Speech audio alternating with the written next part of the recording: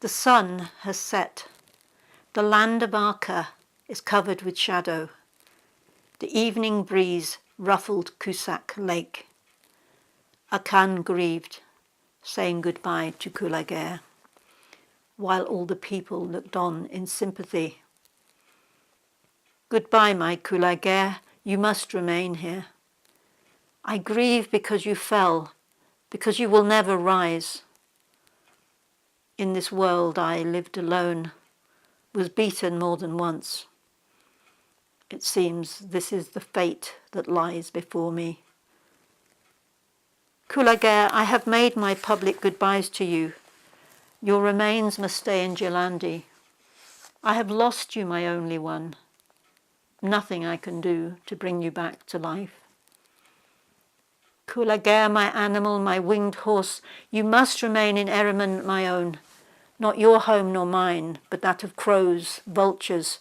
You can read your Quran to Kulager. Nothing can compare with your immense eyes. How can I leave you here? I should have hugged you for days like my own child, not leave you here to be sniffed at by dogs. Kulager, goodbye, my horse, my friend. I know that you will never rise again, no matter how long I stay. I will not let the earth touch your head, but will hang it up. I will preserve your poor head until my death. He said this and cut off Kulager's head. Everyone agreed. What more noble thing can he do? His friends cried, Poor man, it's such a pity. And even his enemies said, Let him go with this prize. The head was at the front, the boy behind as they saddled up. The remaining people shared the prize among themselves. Akan Sari mounted one of the horses, and when evening came, he hit the road. He left quickly with the orphan boy. They went at a steady, slow pace till sunrise. The way was long, the stars were bright. The summer night grieved when it heard his song Kulager. His inner sorrow transformed to song, singing with a bitter voice. His song became like flowing water, though not enough to extinguish the blazing fire. Bitter grief and heavy sorrow resounded.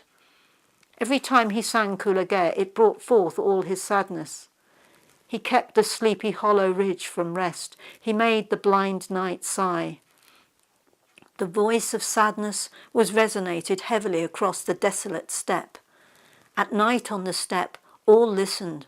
The hare on the ridge, sheep in the fold, all listened. Everyone, everywhere. Horses out on the pasture felt sympathy. The infant awoken from their cradle listened keenly. This woeful voice deeply disturbed the old man and the old woman. Girls and daughters-in-law guarding sheep kept their dogs quiet. All night the village listened to the sad song. Singing, sobbing loudly, the song slowly worked on its listeners as it flowed into the sky. Hearing the bitter voice, all mourned the dead horse. Poor Akan cried and burned singing Kulager. People loved to listen to it. Whether he was Seri or Peri, people loved Akan's song and his horse. When he went back with his horse's head that night, a lot of Kazakhs sang this sad song. Women who guarded cattle that night learnt it by heart. The herdsmen sang it among horses. When there were races for the memory of ancestors, when people cooked cattle meat in the hearth, they sang of how poor Akan's horse was slaughtered for Sagni's wake, and he came back distraught. People remembered the song Kulager for the dead horse in Eremen. In Alatau, all over the spacious steppe, the same song spread in Arka. His horse was dead. Akan came back, tired from the wake. His song was brought to his village by shepherds who gathered in Eremen from different places. They returned to their land singing Kulager. The people mourned the sudden death of this horse. People's nightingales sang in so many places. The Dombra's string wailed as the singers sang Kulager. People praised Kulager as the best. They listened to Akan's song, so full of sorrow. Let all people curse Batarash, who killed the Cossacks' native-bred horse. Nobody even called Akan a leader.